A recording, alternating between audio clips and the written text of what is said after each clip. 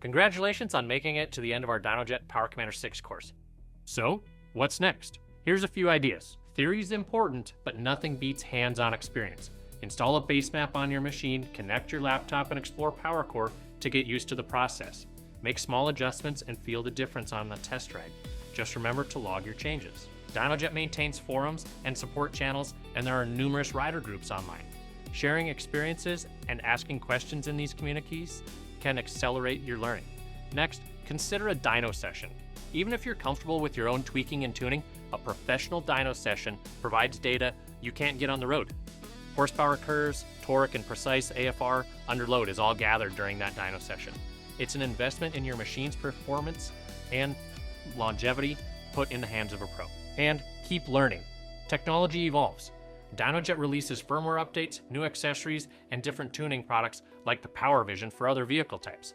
Stay curious and up to date by following Dynojet's newsletters, attending webinars, or enrolling in advanced courses. Ultimately, the PC6 is a tool to help you enhance and enjoy your vehicle.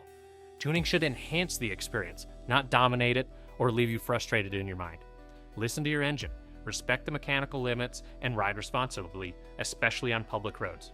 Thank you for joining me for this comprehensive journey into the Dynojet Power Commander 6. I hope you feel confident, informed, and excited to apply what you've learned here. Happy tuning, and I'll see you in the next course. And until next time, stay tuned.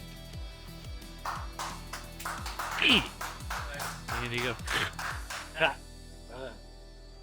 Look, Paul, I gave you 30 hours of editing time on your airplane rides.